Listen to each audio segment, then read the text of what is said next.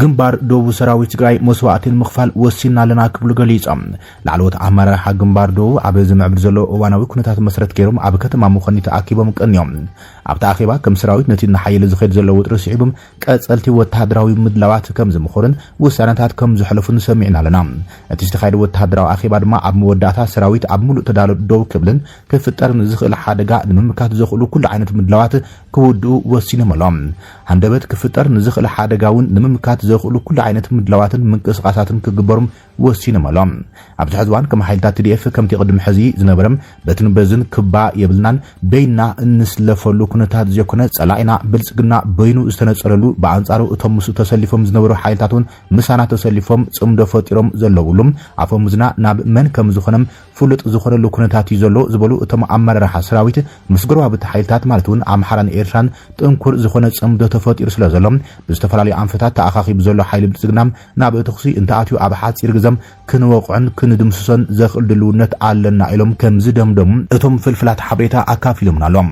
እቶም ሸፋቱ እናበሉ ኣብ ተኣኺባ ዝጽውዕዎም ዝነበሩ ኣብ ሓራ መሬት ዝንቀሳቐሱ ሓይልታት TPF ብቕልጡፍ ይፈርሲኦም ዘለው ዝብል መደምደምታ ከም ዝቕርቡን ዝተረፉ ውሕዳት ጠቒሎም ናብዚ ዝምለስሉ ኩነታት ክንፈጥር ኣለና ነዚን ምፍጻም ዝተላእኹ ኣሃዱታት ስለያውን ቀልጢፎም ስራሕቶም ክውድኡ ጸውዕዎም ኢሎም ነቶም ኣመራርሓ ከም ዝነገርዎም እቲ ሓበሬታ መለኪተሎም ብመድያት ኣጽዋርን ቴክኖሎጂን እውን ኩሉ ዘድሊ ከም ዝኣትውን ወጻሉን መዓልታዊ ሓደሽቲ እታወታት ይውስኹ ከም ዘሎም ሕዚ ሓይሊ ጸላኢ ብወገን ዞባ ደቡብ ራያን ብወገን ደቡብ ምብራቕ መዋሰንቲ ከባቢታት ዓፋርን ዝገብሮ ዘሎ ምጥንኻር መሰረት ብምግባር ጥቡቕ ክትትል ክግበርን ሓይልታት ንልኡኽ ቀልጢፈን ዝተረፈ ነገራት ከጻፋን ተሰማሚዖም ይብል ፍልፍል ሓበሬታና እቲ ኣብ ዞባ ደቡብ ከተማ ሙኸኒ ዝተኻየደ ኣኼባ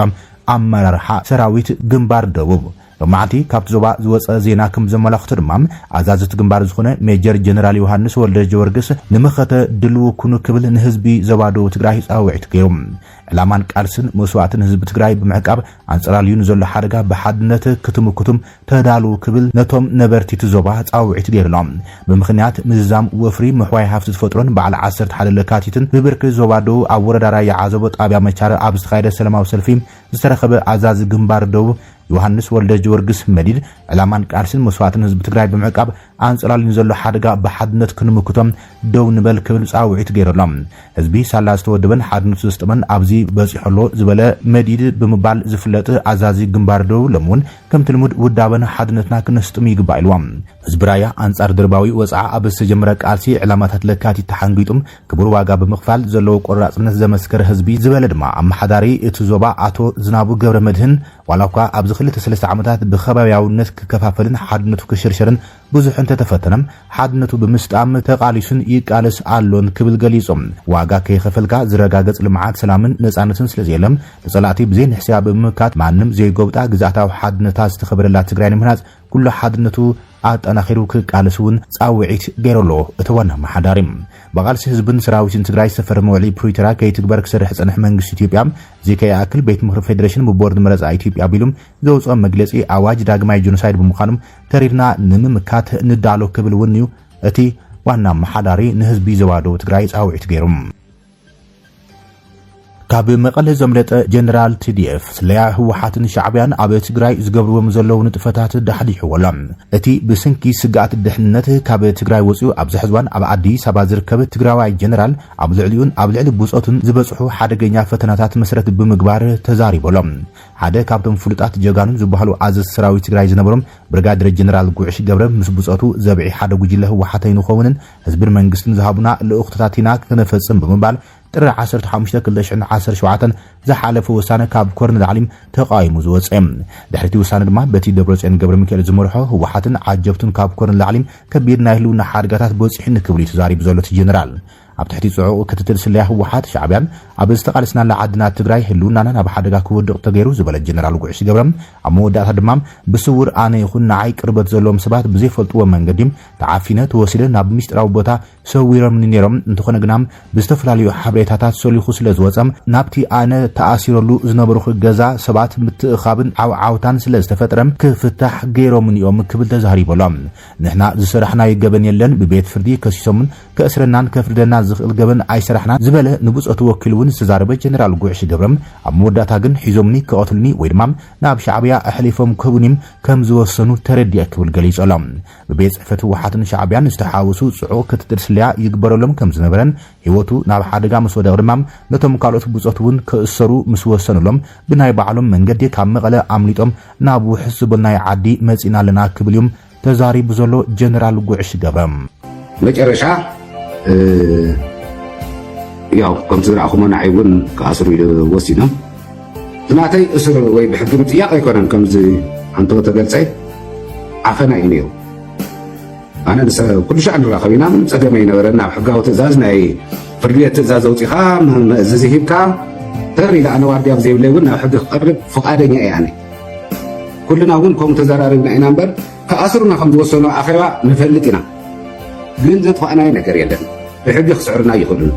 إذن نتجنا ما نتصبى يطيقوا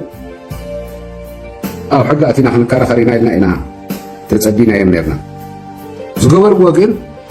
سراوي تخبيبهم عفينهم نبزي في اللت بوتا بجيكا بزي ناي فرد بيت تأزاز نبزي في اللت بوتا يم سوي رغني أو مسكول بسبب مس محزتاي مس بيت سباي هي راحت تغيروزي حقي مخبار ايكونن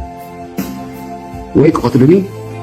وين ابزي يكون ناكالي بوتا خوسدني صبور يليرت خيدي بقاطام خوين جن كما كم زفلت اسعي فلتن مستمعجتي يمسلن زوصوا تزنورنا يو بوزح سب كبيبو تقدايون فليت واع سلازبله بحينه بدحريو من تاي اوصخم موتا وهايلو ካልኦቶም ግን እትውዎም ተባሂሉ ከም ተወሰነ ንፈልጥና ጠንካራታት ስለላ ኣባላት እሙናት ናይ ቲፒኤልኤፍ ብፍሉይ ዝተመልመሉ ንፈልጦ ስለላ ዘይኮነ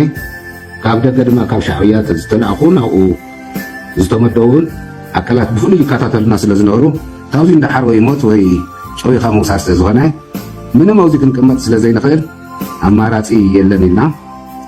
ናይ ባዕልትና ዘዴ ታፍቲ ክትትል ኣምሊጥና ናብ ውሕስሎታ ወፂና እምበር ካብ ትግራይ ክንሃድም ካብ ህዝብና ክንፍለ ምንም ዓይነት ድሌት እውን ኣይነበረናን እቲ ኩሉ ዝረኽቦ ዘሎ ይቕጥቀጠሎ ይእሰረሎ ይቕተለሎ ጭወሎ ከምኡ እዩ ኢልና ኢና ሓሲብና ብፍሉይ ንሕና ግን ፍሉይ ዓይነት ትኩረትን ናብ ካሊእ ቦታ ወሲዶም እውን ከሳቂና ዓይነት መደብ እውን ስለ ዝነበሮ እዚ ካብ ዝኾነ ያው ገለስ ኢልና مس محزتنا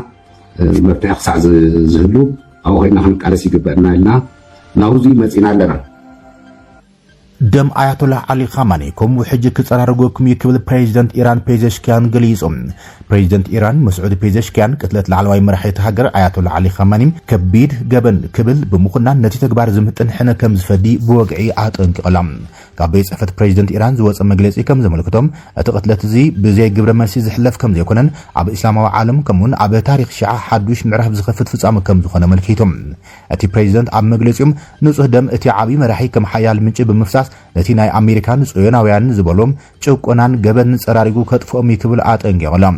إيران نتحزلو حيالن قراص نسنت قيمام مس إسلام وعالمن كالوت ناس نزفتو حزبتاتن بمتحبار اتوم فصمتن عزسن تمتقعتي بتكبارم كم زطعسو كتغبرم مخانا بيزشكان وسيخو تحنيلم مزيت تحيزو دما قرم حزم كابستا اوجه ناي 4 معلتات هاغراوي حزن بتوساخم نشوعه معلتات صنح هاغراوي ناي حزب بعل مالتون سرح عصو معلتات كم ساوجم ات بريزيدنت افريطلم ازي ناي حنا مفداي محناي نتي ابتي زوبا زلو قرلام ناب حدشن زفرحن معراف كسداغرو كم زخدمام درو تعازبتي يغلصيم زلام اما خلاي مراق زكاي زلو ግጭት ናብ حدش درجه كم زعبي ዝግለጽ ዘሎ ኮይኖም ኣብ መላእቱ ዞባ ሳይረንን ነተውክትን ተሰሚዖም እዚ ሰፊሕ ወጥሪ ኢራን ድሕሪ ቅትለት ላዕለዋይ مرح إيران آيات الله علي خامنئي بني أمريكا إسرائيل متقعتي نفرتي حنا كتفدي عبة تنقل زل أوانيم وهاب قال كيح ورحي إيران مجاتبا كاليدي كم زولم متقعت أمريكا إسرائيل كاب 30 حرن أو رجاتات إيران عب 24 كم زقاتمن بكفلي مرققات BBC استتنتنم نايسات لايت مسلتات كم زملكتم عبي صحفة اتمرحي عب زركبو تهران زركب منبري لعلواي مرحي إيران كبير قدعات كم زبز أحمل كتالهم منغستا معكن زينا إيران لو مسنبت نغو آيات الله علي خامنئي عبي صحفتو عب زنبر الوان ከም ዝተቀተለ አረጋጊጻላ ኣብ ምላእ ኢራን ብዝተፈጸመ መጥቃዕቲ ዝሞቱ ሰባት ናብ ልዕሊ 204 ከም ዝዓረገን ኣብ ደቡባዊ ኢራን ኣብ ዝርከብ መባእታ ቤት ትምህርቲ ኣዋልድ ብዝተፈጸመ ፍንጀራ 108 ህጻናት ከም ዝሞቱ ተገሊጹ ዘሎ ኢራን ብተወሳኺ ኣብ ልዕሊ እስራኤል ተኸታታሊ መጥቃዕታት ሚሳይላትን ሰብኣዊ ኣልቦ ነፈርትን ብምካዳ ኣብ ከተማ ቴል ኣቪቭ ዝርከብ መንበሪ ህንጻ ኣዕንያላ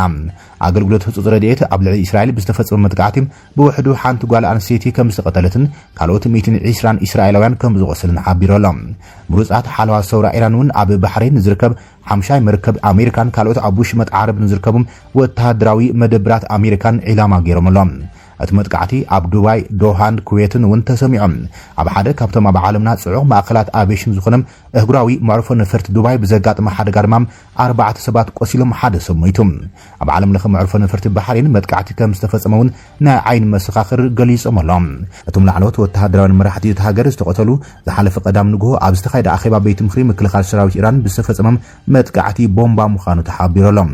ኣብቲ መጥቃዕቲ ካብ ዝተቆተሉ ቁልፊ መራሕቲ ሜጀር ጀነራል ዓብድራሂም ሙሳዊ ሓላፊ ስታፍ ጠቕላላ ሓይልታት ሰራዊት ኢራን ሜጀር ጀነራል መሐመድ ፓክፑር ኣዛዚ ሓይሊ ምድሪ ሰራዊት ምክልኻል ኢስላማዊ ሶራም ዓሊ ሻምካኒ ጸሓፊ ቤት ምክሪ ምክልኻል ኢራን ብርጋዴር ጀነራል ዓዚዝ ናሲር ዛዴም ይርከቦም ኣቀዲሙ ላዕለዋይ መራሒ ኢራን ኣያቶላ ዓሊ ኻማኒ ኣሜሪካን እስራኤልን ኣብ ልዕሊ ኢራን ብዝፈጸሙ ተኸታታሊ መጥቃዕቲ ምቕታሎም መራኸቢ ብዙሓን መንግስቲ ኢራን እውን አረጋጊጸን ኣለዎም ኣያቶላ ዓሊ ኻማኒ መስራቲ እስላማዊት ሪፐብሊክ ኢማም ኻሜኒም ኣብ 1989 ካብ ዝዓርፍ ጀሚሮም ንዝሓለፉ 37 ዓመታት ንኢራን መሪሑ እዮም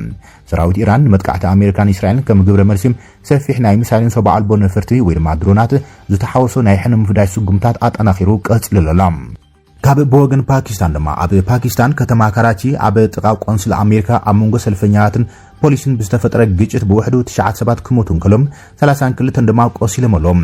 ኣብ ካራቺ ኣብ ዝርከብ ሲቪል ሆስፒታል ላዕለዋይ ሓኪም ንቢቢሲ ኣብ ዝሃበ ሓበሬታ 9 ሬሳታት ናብቲ ሆስፒታል ከም ዝወሰዱ ገሊጾም ኣሜሪካን እስራኤልን ኣብ ልዕሊ ኢራን ዝፈጸሙ መጥቃዕቲ ስዒቦም ብኣማይ ዝቁጸሩ ደገፍቲ ኢራን ዝኾኑ ሰልፈኛት ናብ ጎደናታት ካራቺ ፓኪስታን ላሆርን ኢስላማባድን ወጽኦም ኣሎም ወሃብ ቃል ናይ ድብሕታዊ ትካል ግብረሰናይ ኤድሄ ፋውንዴሽን 9 ሬሳታት ሓያሎ ቆሲሎም ናብ ሆስፒታል ከም ዝወሰዱ ረጋጊጾም እቲ ግጭት ዝጀመረ ፖሊስ ሰልፈኛት ናብ ቆንስል ኣሜሪካ ከይኣቱ ክኽልክል ኣብ ዝፈተነሉ እዮም ፖሊስ ብዛዕባ እቲ ፍጻመ ክሳብ ሕዚ ወግዓ መግለጺ ይሃበን ኣብ ከተማ ጊልጊት ዝርከብ ቤት ጽሕፈት ሕብራት ሃገራት እውን ብሓዊ ከም ዝተቃጸለን ሓደ በዓል ስልጣን ሕብራት ሃገራት ንቢቢሲ ኣረጋጊጾም ኣማይት ሰባት ናብ ጎደናታት ወጽኦም ተቃውሞም ድሕሪ ምቕራቦም ኣብቲ ከባቢ ዕጽዋ ከም ዝተጀመረ እውን ፖሊስ ገሊጹ ኣሎ ውድባት ሸዓ እቲ ሃገር ርእሰ ከተማ ኢስላማባድ ሓዊሶም ሓያሎ ከባቢታት ሰፊሕ ተቃውሞ ኣንጻር መጥቃዕታት ኣሜሪካን እስራኤልን ኣብ ልዕሊ ኢራን ክካየድዮም ጻውዒት ኣቕሪቦም ዘሎም ዜጋታት ዝተፈላለያ ኢስላም ሃገራት ነቲ መጥቃዕቲ ኣሜሪካን እስራኤልን ኣብ ልዕሊ ኢራን ተቃውሞታት ምስማዕ ናብ ኣደባባያት ይወጽኦም ዘሎም እዚ ከም ኢሎም ከሎ ድማ ኣሕመድ ሻሃዲ ሓድሽ ዋና ኣዛዚ ኢስላማዊ ሓለዋ ሰውራ ኢራን ኮይኑ ተመዚዘሎም ነቲ ሓይሊ ዝመርሕ ዝነበረ ኣዛዚ ትማል ቀዳም እስራኤልን ኣሜሪካን ኣብ ልዕሊ ኢራን ብዝፈጸሙ መጥቃዕቲ ነፈርቲ ከም ዝተቐተለ ይፍለጥ እዮም